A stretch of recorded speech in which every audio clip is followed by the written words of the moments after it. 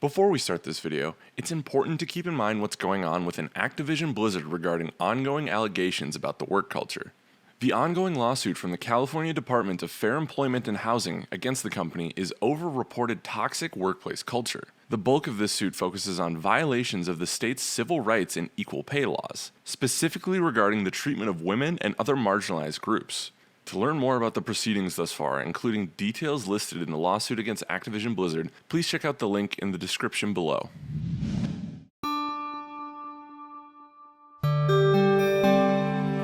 Hello friends and welcome to New Gameplay Today. I am Alex Stadnik and I am joined by two of my favorite people. First off, the legend Dan Tack. Hello, sir.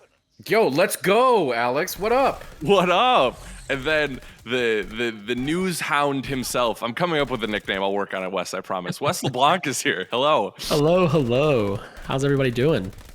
Good, very good. Because today, one of our two parts of our Call of Duty coverage for the morning here is we're looking at Call of Duty Vanguard Zombies, which Tack and I have gotten a good amount of time to play. This is my gameplay here, and I think there's good news for zombie fans.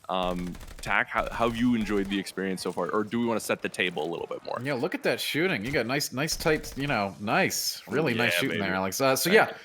Vanguard is an interesting thing, isn't it? So this zombies mode was made by Treyarch, not Sledgehammer. So they've kind of had all different kinds of Call of Duty studios touching this game. So you can tell you got. I agree. This zombies is really cool. I don't know if it's like the zombies game though. It's very interesting. I think zombies players will like it, but I also think non-zombies players will like it. They've moved gradually away from year to year, it seems, from taking zombies from that kind of somewhat niche puzzle experience where it's super survival focused and like, meta puzzling and can I even say it anymore? That's a different thing, Hey, meta, now. right? But all the puzzles and the in-world lore and all that stuff. This is like, man, this felt really arcadey to me. This is like an arcade roguelike, right?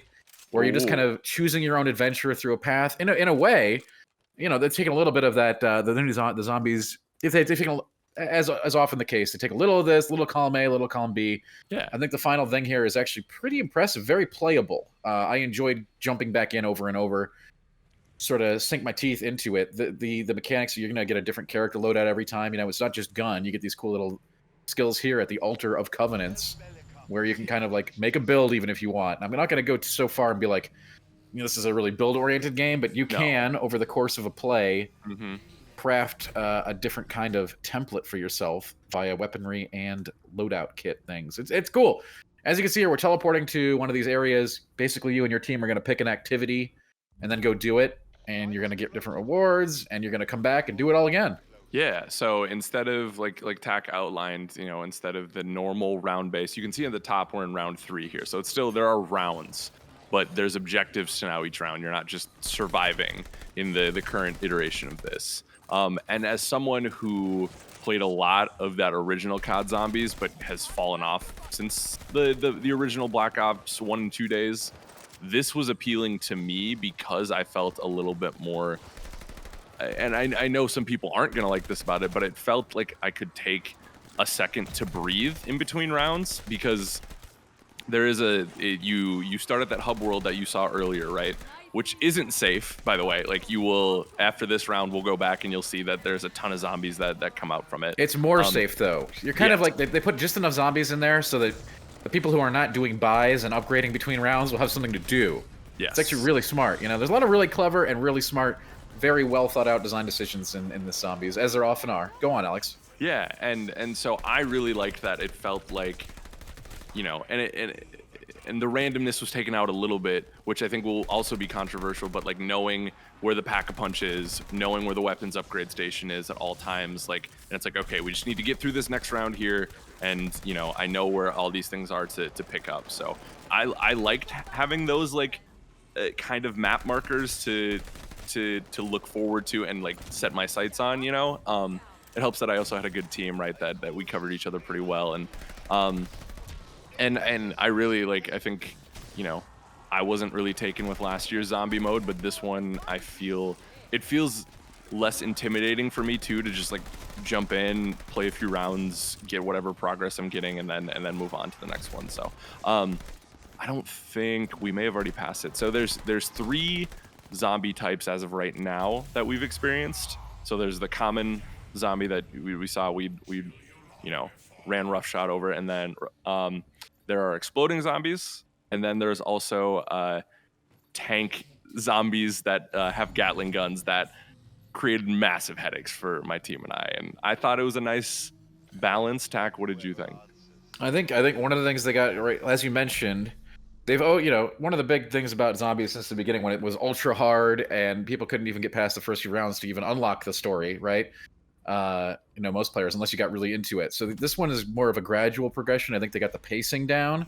The world starts out pretty doable, even if you've never played a shooter before, even in the first few rounds. So you'll at least get that kind of takeaway. And obviously, one of the big changes they've made over the past few years, not just this game, but all of your zombies progression flows into your other progression. All the progression flows into progression, right? From everything. Yeah. Everything Call of Duty goes into everything Call of Duty instead of being isolated to its own bucket now. So you can come in here and just whack away at some zombies, take all those unlocks to multiplayer, etc., right? For sure. Or Warzone, right? Yeah, the pacing was cool. Definitely again, this is very interesting. Like, I think there needs to be more zombies, but I think there will be over time. This is really foundational, I think. You can do a lot of things with this structure. Yeah. In some ways, it's just like they took, if you think about it, they've got like a town hub. They've got like these mini dungeon experiences you go through. This is really a very different zombies than we've seen. What do you think, Wes? Yeah, so I'm actually really enjoying everything you guys are saying, because I am someone who's kind of fallen off the zombie train because of how obscure and like background puzzle-ish it got. I mean, I was always the kind of person that just liked to play round from round, and I'm not the kind of person and with friends who's going to last 40, 50 rounds. So finding all those obscure puzzles was never an option for me. And everything I'm seeing here looks great. And you mentioned arcade roguelite, and that has 100% sold me on Vanguard zombies. For sure. Yeah, and just so you know, the puzzle stuff is apparently coming in. It's not in right now, but if you're interested in that kind of thing, I mean, that's always going to be a cornerstone of zombies. Those Treyarch, the gang at Treyarch knows that, right? So while it won't be I don't think it's as explicit of an experience as it used to be, where you get those 4 lost souls wandering around trying to figure things out, those kind of activities are still apparently going to be coming in later.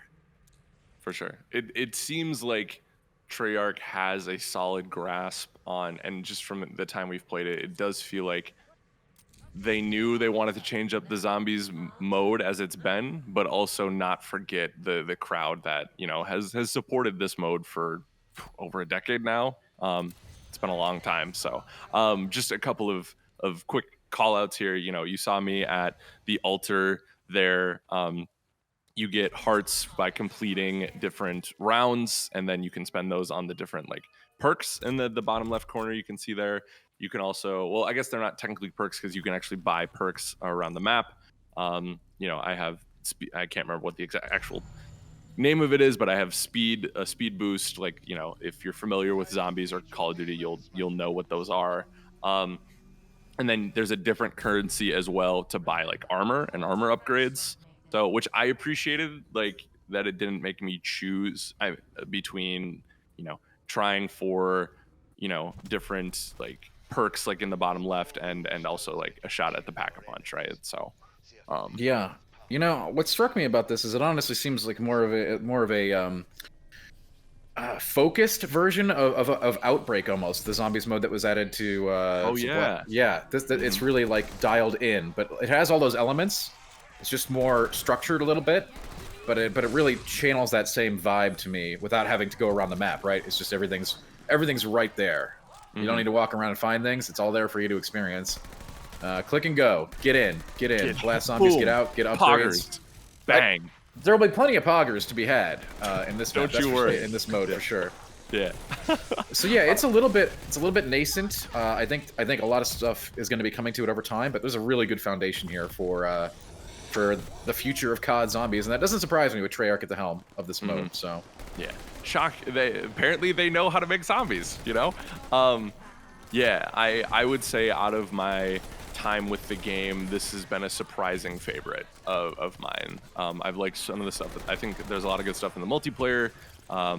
You know, you'll have to watch our other video on the campaign to get our thoughts on that. But you know, this has been a nice surprise for me, and I'm very excited to rustle up the fellas and ladies and get a couple more rounds in. So my only, like Tack has said a couple of times, right, that there's foundational pieces that are great. In the interim, though, I am a little anxious to see, because there was a very set rotation of maps and objectives that you can do once you get out of the main hub world.